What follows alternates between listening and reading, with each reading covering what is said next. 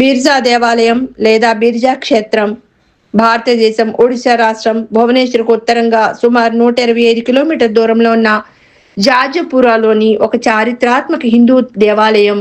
ప్రస్తుతం ఉన్న ఆలయం 13వ శతాబ్దంలో నిర్మించబడింది. ప్రధాన విగ్రహం దుర్గాదేవి. ఆమె ఈ ఆలయంలో విరాజ గిరిజగా పూజిస్తారు. ఈ ఆలయం ఉన్న కారణంగా జాజుపురాకు విరజా క్షేత్రం, బిర్జాపీఠం అనే మారుపేర్లు వచ్చాయి. దుర్గా విగ్రహానికి 2 చేతులు ఉన్నాయి.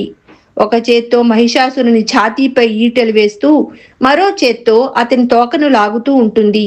ఆమె పాదాలలో ఒకటి సింహంపై, మరొకటి మహిషాసురుని ఛాతీపై ఉంటుంది. మహిషాసురుడు నీటి గేదెగా చిత్రీకరించబడ్డాడు. విగ్రహ కిరీటంలో వినాయకుడు, నెలవంక, శివలింగం ఉన్నాయి. ఈ ఆలయం పెద్ద విస్తీర్ణంలో ఉంది. శివుడు, ఇతర దేవతల అనేక మందిరాలు ఉన్నాయి. స్కంద పురాణం ప్రకారం ఇది యాత్రికుల మనస్సులకు ప్రశాంతత చేకూరుస్తుంది లేదా శుభ్రపరుస్తుంది. దీనిని విరజా లేదా బిరాజ క్షేత్రం అంటారు. జాజపురాలోని దాదాపు 1 కోటి శివలింగాలు ఉన్నాయని నమ్ముతారు. బిర్జా ఆలయానికి దక్షిణంగా కొద్ది దూరంలో త్రిలోచనేశ్వర ఆలయం ఉంది. విరాజు గుడివైపున ఉన్న శ్రీ బగలముఖి దేవికి ప్రత్యేక మందిరం ఉంది. దశ మహావిద్యల్లో ఈ రూపానికి చాలా తక్కువ సంఖ్యలో ఆలయాలు కనిపిస్తాయి. పిఠాపురంలో పాదగయ ఉంది. సిరగయ బీహార్లో ఉంది. నాభిగయ ఇక్కడ బావి రూపంలో కనిపిస్తుంది. పితృపూజలు ఇక్కడ నిర్వహిస్తారు. ఆలయ అర్చకులే పూజా సామగ్రిని ఏర్పాటు చేస్తారు. బ్రహ్మాయ మలతంత్రంలో శక్తికి అంకితం చేయబడిన ఆద్య స్తోత్రం అనే శ్లోకం ఉంది. ఆ శ్లోకంలో విమల అనేది పూరి దేవత, విరజాగా ఒడిశాలో మారి ఉత్కళ రాజ్యంలో పూజించబడే దేవత.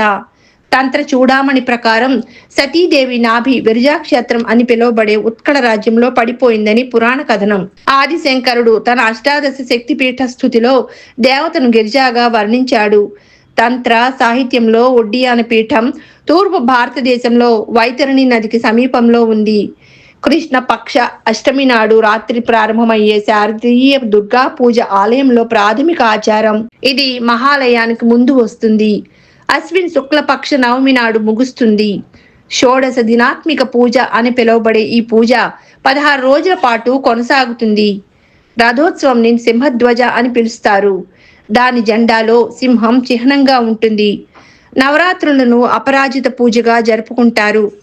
ఇతర పండుగలలో నక్షత్రం, శ్రవణం, ప్రథమాష్టమి, పాన సంక్రాంతి, రాజపర్వ, నవన్న ఉన్నాయి.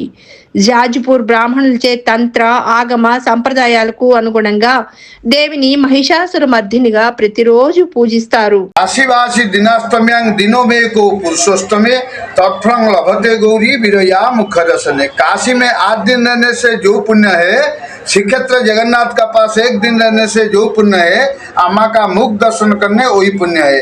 अम्मा का मस्तक में 5 देवता है। 5 देवता है तो उनको दर्शन करने से आपका मुख्य प्राप्ति हो जाएंगे, आप लक्ष्य स्थल में प्राप्त होंगे। हमारा अष्टादश पीठ में ओडिशा में एक ही शक्तिपीठ है। अम्मा का गुडुगिरा था। अम्मा का 2 श्रीजंत्र है ना, वो अन्नकोटि शिवलिंग का ऊपर में अम्मा श्रीजंत्र है।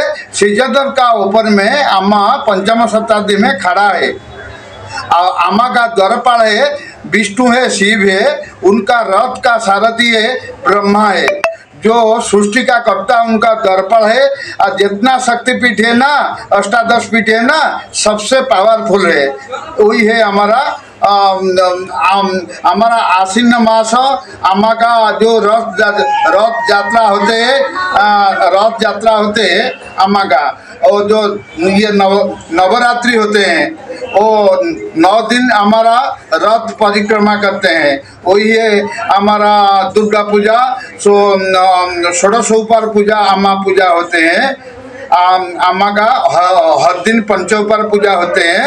जो द्वितीय अष्टमी से आपका जो महाअष्टमी तक वो षोडशोपचार पूजा होते हैं। अम्मा का जो नवरात्रि 9 दिन प्रतिपद का दिन नवरात्रि आरंभ है। नवरात्रि का बाद हमारा जो दशहरा का दिन हमारा जो कलश पूजा होते हैं ना, वो कलश विसर्जन होंगे। कलश विसर्जन का बाद हमारा कुंवार पूर्णमी उत्सव होंगे। वही सब हमारा अम्मा का विशेष महत्व है ना।